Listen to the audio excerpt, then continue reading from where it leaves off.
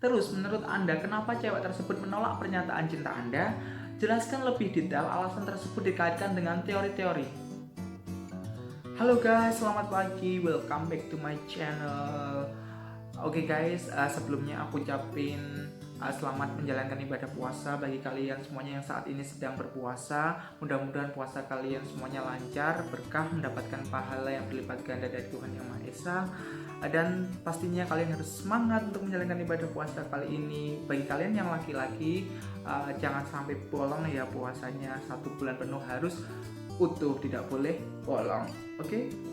Oke, tak lupa juga aku ucapin banyak terima kasih pada kalian semua yang sudah berpartisipasi, menyempatkan waktunya untuk bertanya. Kemarin aku sudah buka sesi Q&A di medsos aku, di Instagram, YouTube maupun WhatsApp, dan kemarin kalian sudah bertanya, tapi mohon maaf pertanyaan-pertanyaan kalian semuanya tidak terjawab semuanya di video ini. Mungkin nanti aku akan jawab di sesi di private aja. Dan di sini pertanyaan-pertanyaannya semuanya mengarah kepada kehidupan percintaan, dan aku nggak tahu sih sampai saat ini kenapa sih kehidupan percintaan itu menjadi sesuatu yang sangat menarik untuk dibahas. Dari zaman dulu sampai zaman now itu menjadi hal yang sangat menarik, aku nggak tahu sekali. Oke, langsung saja aku akan menjawab pertanyaan kalian satu persatu. Sebelum masuk ke pertanyaan-pertanyaan yang mengarah pada percintaan, mungkin itu yang akan jadi sesuatu yang menarik. Yang pertama ini pertanyaannya terkait dengan personality ya guys. Kapan terakhir Anda berbohong? Oke, wow, that's a really good question. Thank you so much for the question. Untuk diriku sendiri, sampai detik ini aku masih berusaha untuk menjadi orang yang jujur apa adanya. Karena aku sadar diriku sendiri ketika aku harus dihadapkan dengan banyak orang yang sedang berbohong padaku, dan aku itu tahu, aku sadar itu adalah hal yang sangat menyakitkan. Jadi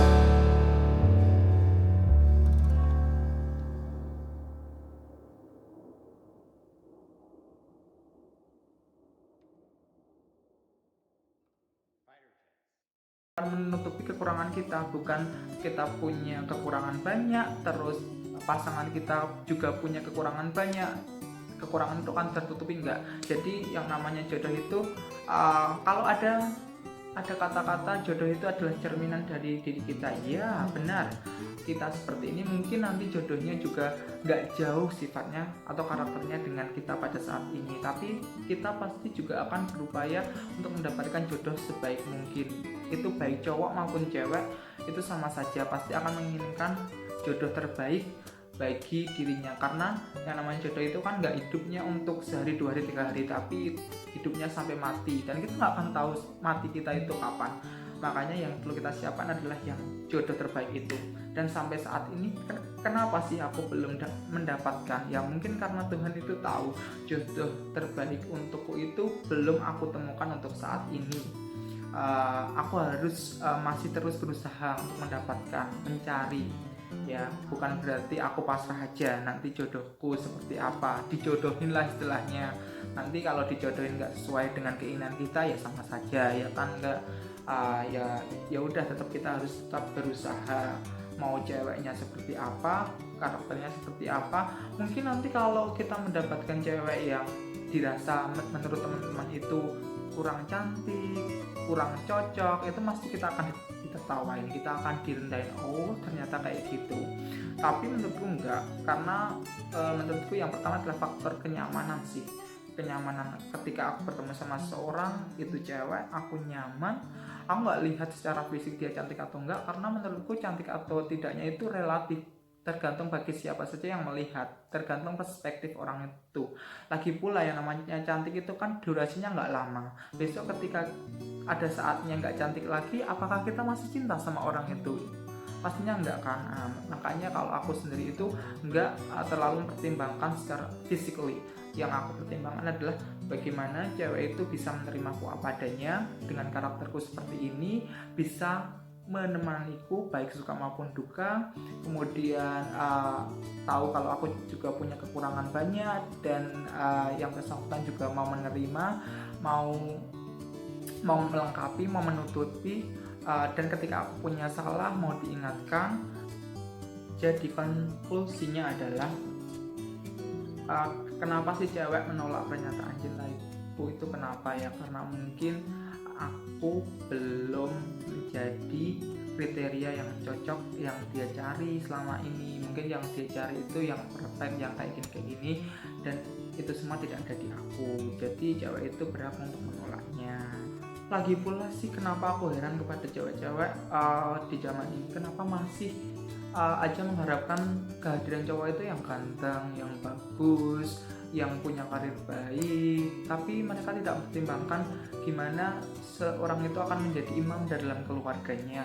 Otomatis harus punya bekal ilmu, pengalaman, sama bekal agama yang cukup, tapi itu tidak pernah dipertimbangkan oleh cewek mayoritas. Aku nggak bicara kalau ada yang tidak pertimbangan itu ya, berarti itu yang minoritas. Kalau mayoritas cewek kan yang penting kaya, yang penting terpandang, yang penting cocok, yang penting bagus, punya karir yang bagus, punya duit banyak, itu. Tetapi mereka tidak pertimbangkan kehidupan kedepannya seperti apa. Padahal yang namanya pernikahan itu nanti ke depan yang paling penting adalah bagaimana kita bisa membina rumah tangga.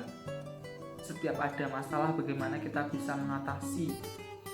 Setiap kali kita punya keluh kesah sama pasangan kita, bagaimana kita bisa saling menguatkan, saling bertahan, tetap saling mencintai, tidak saling merenggangkan. Mungkin ketika kita nggak punya bekal pengetahuan, kemudian nggak punya bekal agama yang cukup, mungkin kita akan mudah untuk lebih baiklah kita cari selingan lah, mungkin selingkuh karena kita merasa cakep, kita merasa ganteng, kita merasa punya uang banyak, dan akhirnya itu jalan yang bisa dipilih karena mungkin nggak kuat menghadapi istrinya yang banyak tuntutan, atau mungkin banyak hal yang kita tidak bisa penuhi pada istri kita.